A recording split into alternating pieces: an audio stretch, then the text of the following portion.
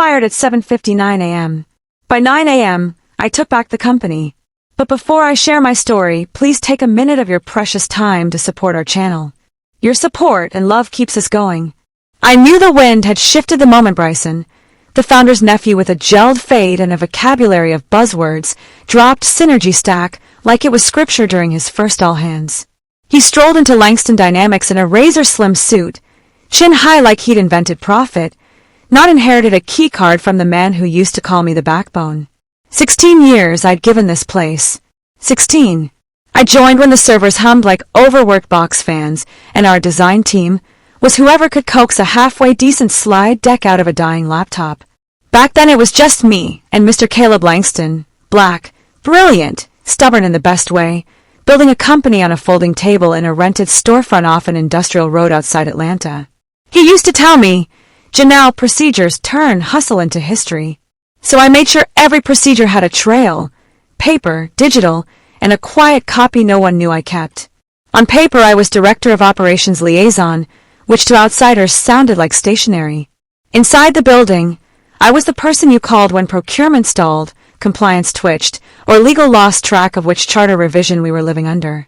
I kept the machine smooth without raising my voice. I'm a black woman from the South.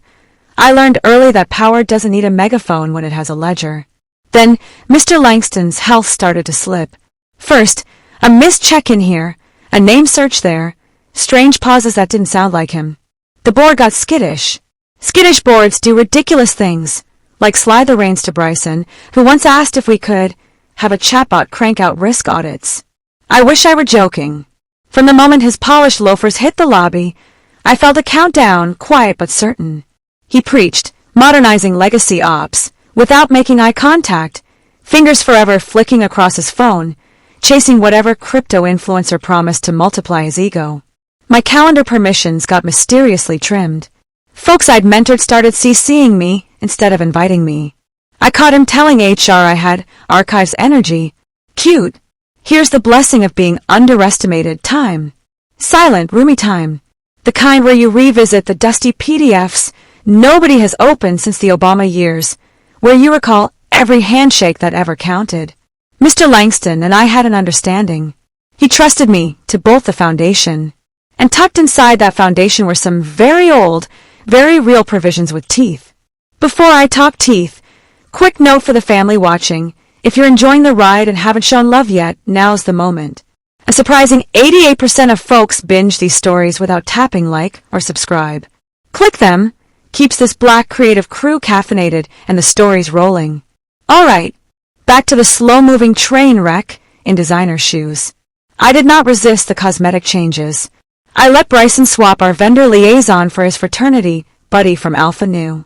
I watched him scrap our internal wiki for a Slack channel labeled B-Notes. I even smiled when he declared Pattern Shirt Fridays like it was a federal holiday. Meanwhile, I renewed my notary commission, resurfaced a 21-page agreement Mr. Langston signed in 2010, and began logging every HR ping into a private thread titled If He Tries It. I wasn't sharpening knives. I was maintaining architecture, the architecture he couldn't see. Because here's what Bryson never absorbed between podcasts and pitch decks. The one who understands the foundation can shift the whole house. And I was ready to test the joists. The push came the way cowards prefer. Early, unannounced, casual on purpose. A calendar block with no context. HR's glass-walled room. Bryson perched with a green smoothie. The HR director, Monica Reed, sitting beside him with the expression of someone wishing for a trapdoor. He tried politeness with a sharpened edge. Janelle, he said, tasting the syllables like they were past their sell-by date. We're sunsetting your role as part of our modernization. Sunsetting, like I was a beta feature that never found an audience. I blinked once. No tears, no dramatics. Just that slow tilt you give a child who insists their scribble is a dragon. He ladled on a few lines about historic contributions and staying relevant, and in those phrases I heard everything I needed. He thought he was teaching me. Bless his heart. I didn't argue. I stood, lifted my bag, and walked out. In the parking lot, I let one small, tidy shout burn a hole in the air. Then I opened my banking app and confirmed the deposit. That confirmation mattered. Next, I drove straight to a notary, retrieved the sealed letter already waiting in a folder, and watched the stamp land. Then the courier. Same day. Signature required. Recipient. General Counsel only. Not HR. Not Bryson. No substitutes. What that envelope carried wasn't a goodbye. It was a formal execution notice, signed by me, the party of the second part, activating Section 4.8 of the 2010 Operational Reversion Agreement. Most folks had forgotten it existed. I hadn't. I helped draft it, back when Mr. Langston worried bloodlines might one day outrun competence. We built safeguards, tripwires, locks behind locks. The clause was simple and vicious. If I were ever removed without full board approval and severance compliance under the original 7.2 standards, operational control would revert within 96 hours to the Langston Family Trust, transferring authority to the appointee named therein, absent a unanimous board override with the founder's written assent. They had no override, and Mr. Langston hadn't signed anything amendatory in months. So I sat in my car across from the office cafe, not celebrating, not sulking, just letting the clock be the clock. Inside, Bryson ordered poke bowls for his crew, posted something slick about fresh eyes, and had no idea the trapdoor he was dancing on had my initials carved into the hinge. By mid-morning, the courier's tracking ping delivered, signed by Aisha Lockwood, General Counsel of Langston Dynamics. I logged the chain like a bookkeeper.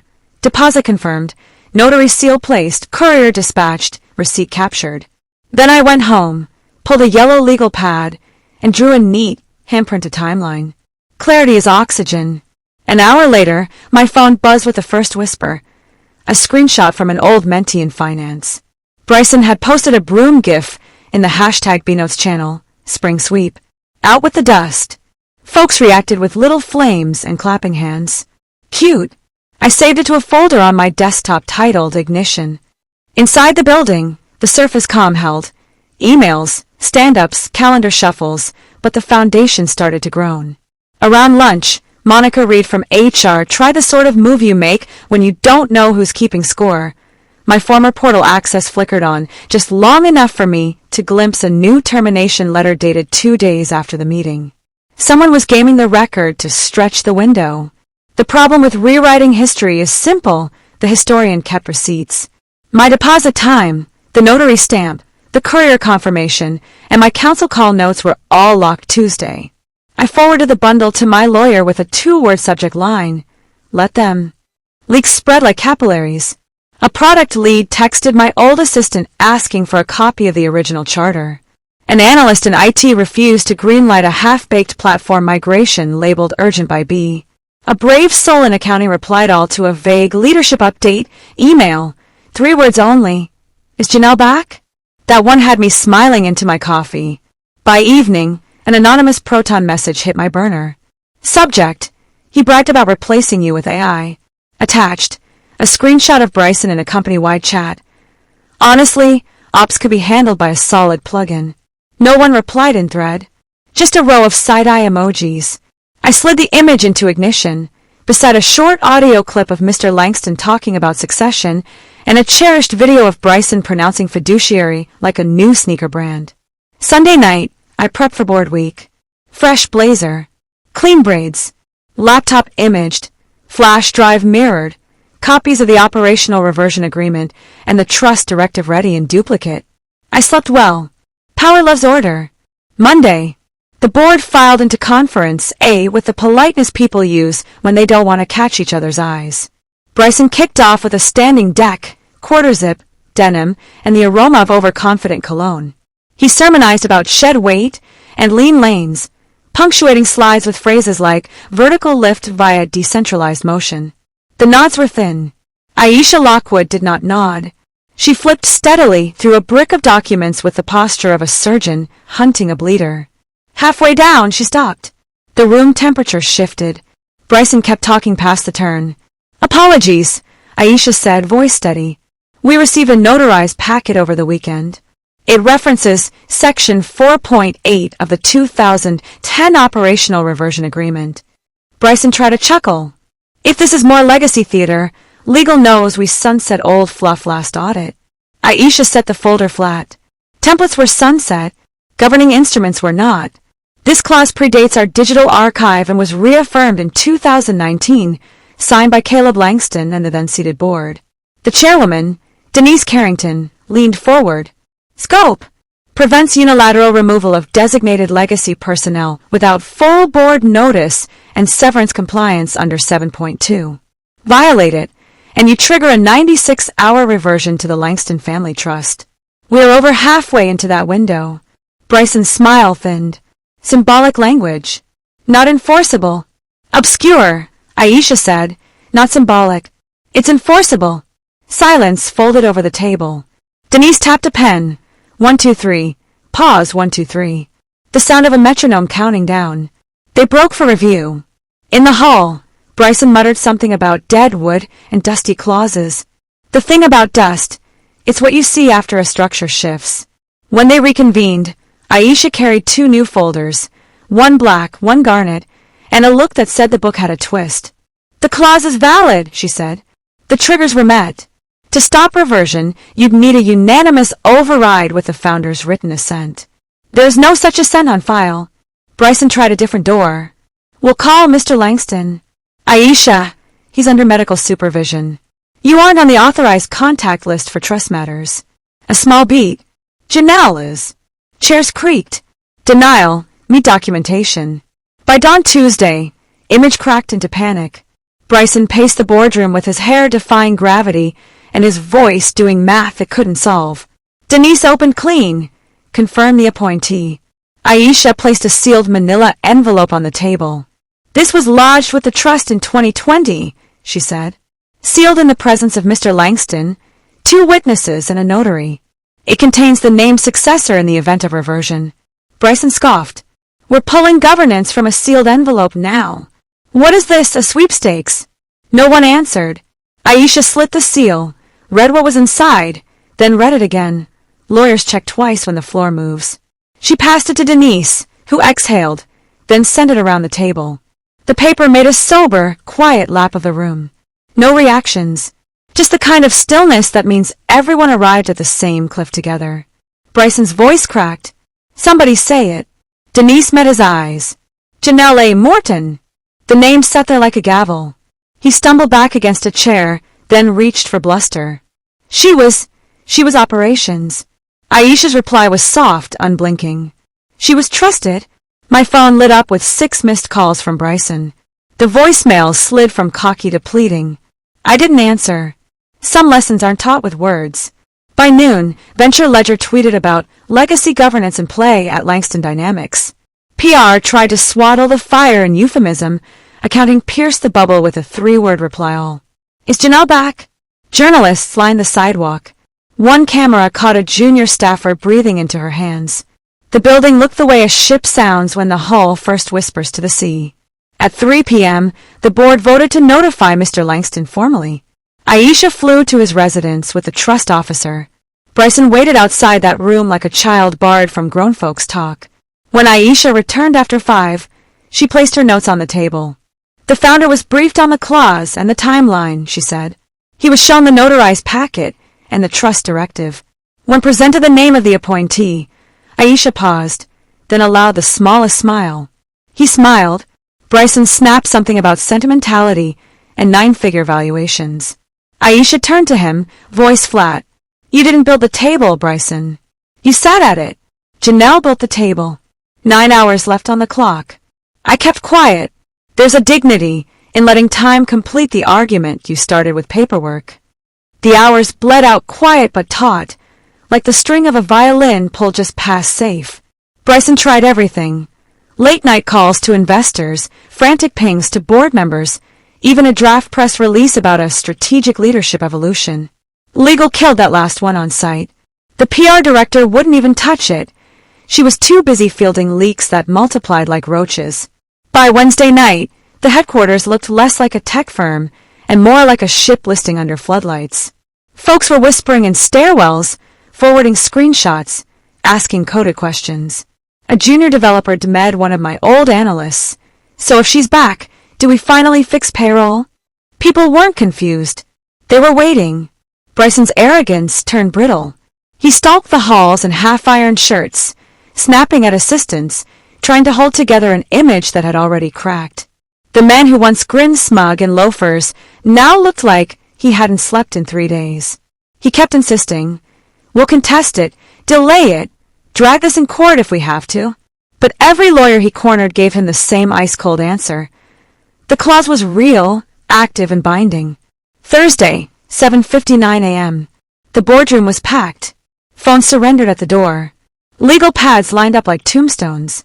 Denise Carrington tapped her pen in that same rhythm, the tick-tock that made every ear in the room ache with recognition. The countdown was almost done. At exactly 8 o'clock, the courier arrived. Not rushed, not nervous, just steady shoes on carpet. He handed a sealed envelope to Denise. She opened it with no flourish. Inside, a notarized cover letter, a 12-page activation packet, and a flash drive containing my compliance audit trail. "Executed," said Aisha Lockwood, voice clipped. Chain of command shifts immediately. The silence that followed was the kind you only hear in operating rooms before a surgeon makes the first cut. Then the door opened. I stepped in. Black suit sharp as a blade, hair braided back, no entourage. Just my old Langston Dynamics badge clipped to the lapel and a single flash drive in hand. I didn't smile, didn't nod. I walked straight to the head of the table and sat. Gravity returned to the room. Denise's voice carried across the board.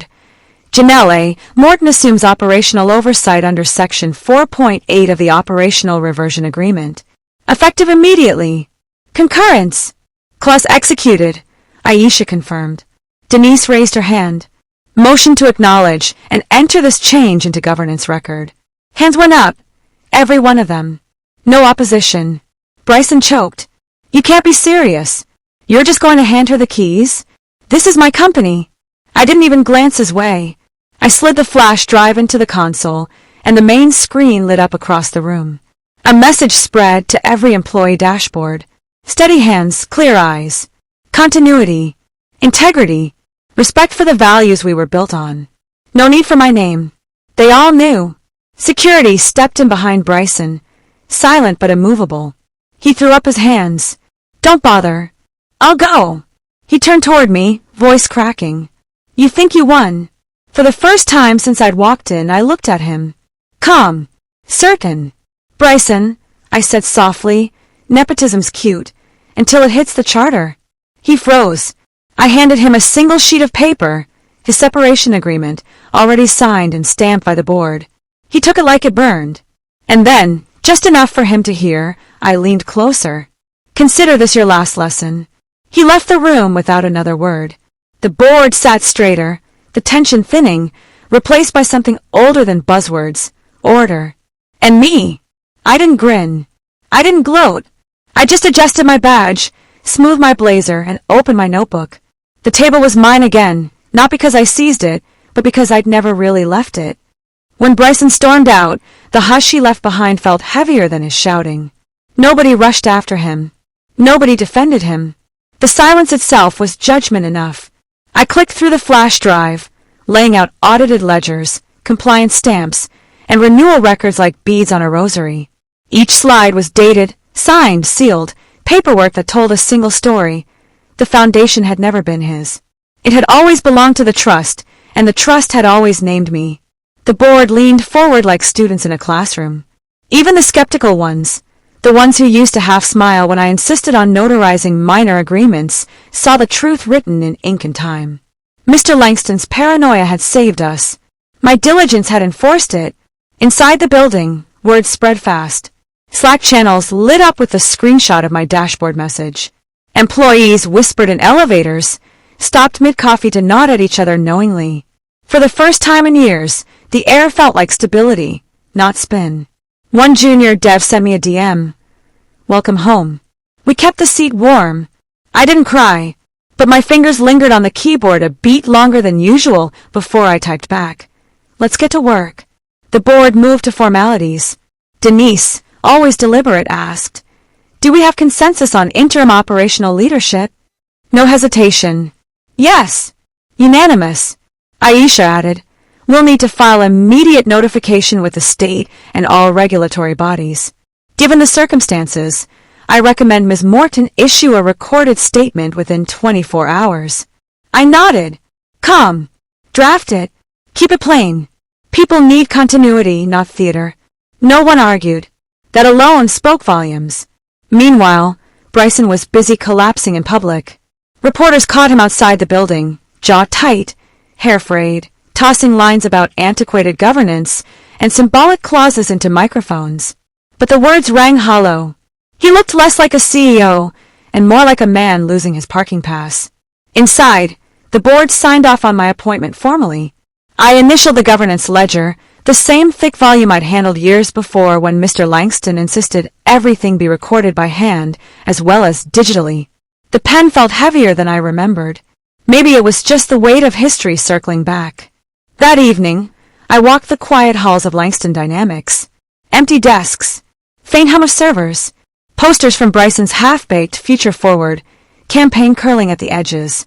I paused outside my old office, door still labeled Operations Liaison, and unlocked it with a badge I'd never turned in. Inside sat the same beat-up filing cabinet, the one everyone teased me for keeping.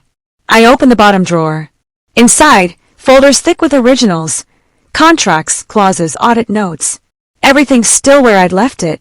The table had remembered me. The building had too. By midnight, my burner phone buzzed again. Another message from a loyal whisperer inside HQ. A screenshot of Bryson's final meltdown in Slack. He typed in all caps. She can't win if we don't recognize her. No reactions. No replies. Just silence. Because the truth is, power doesn't require recognition to exist. It just requires proof. And I had proof notarized in triplicate. I turned off the burner, closed the filing cabinet, and sat down at the desk. For the first time in days, I exhaled fully. This wasn't revenge. It was restoration. Thursday morning, the city outside was still yawning awake when the boardroom filled again. This time there was no suspense, no shuffling of folders to buy time. Everything had been decided before the first coffee was poured. I walked in without ceremony. My badge unlocked the doors. Security nodded like they already knew who signed their checks now. The directors straightened as if gravity had shifted. It had, back where it belonged. Denise Carrington opened the session with her usual deliberate calm. Effective as of 8 a.m., operational oversight resides with Janelle A. Morton pursuant to Section 4.8 of the 2010 Reversion Agreement. The state filings have been submitted. Compliance has logged acceptance. Aisha Lockwood added, "The clause has been executed in full. All legal pathways have closed. Governance recognizes Ms. Morton as acting head." The vote was quick. Hands raised one by one, unanimous again. No dissent. The ledger ink dried on the page, my initials pressed in steady strokes. Meanwhile, outside those glass walls, employees saw something different than paperwork. They saw continuity. They saw the woman who had built the processes, kept the contracts clean, logged the timestamps when everyone else ignored them. The woman Bryson had mocked as archives energy was now the future by design. Slack channels hummed. Someone posted a photo of my simple dashboard message, steady hands, clear eyes, and captioned it, "Feels like home again." That spread faster than any press release ever could. As for Bryson, he was done. His separation papers were already filed, his name wiped from directories, his keycard disabled before lunch. Reporters crowded him as he tried to spin it into some noble sacrifice, but even the cameras seemed bored. The story wasn't his downfall, it was my return. And when word leaked that Mr. Langston himself had smiled at the mention of my name, the narrative locked in place. Legacy wasn't nostalgia. Legacy was structure. And structure had teeth. That evening, I stood in the same office I'd once left with a single guttural scream in the parking garage. I looked out over the city, the glass catching dusk light, and felt something steadier than triumph, clarity. This wasn't a victory snatched from chaos. It was the inevitable outcome of a system built right, guarded right, remembered right. The foundation had always known whose hands it trusted. Before I left for the night, I drafted one last note to the entire company. Langston Dynamics was never about buzzwords or quick wins. It was about work done carefully, with integrity, so it could last. That hasn't changed. We will steady the ship together. No flourish, no hashtags, just truth. And that, right there, was the final lesson. Nepotism makes noise. Paperwork makes permanence. Sparkles, if you follow the story all the way through, don't just ghost it. Tap like, drop a comment, hit subscribe. And that's how a woman Every bit of dismissed as support outdated keeps these stories used the very alive foundation and lets she us built keep to reclaim telling an the tales empire. others would rather Bryson bury. thought power was Because in remember, titles. in The real business, power in was in the family, and paper life, trail, the table, and the always patience remembers to let who the built clock it do the talking. If this story hit home, don't just keep it moving. Show some love. Yellowheart, tap that like button, drop a comment with where you're watching from, and make sure you subscribe so you never miss the next tale of resilience, revenge, and restoration. Because around here, we remind the world, when the dust settles, it's always the steady hands that still hold the table.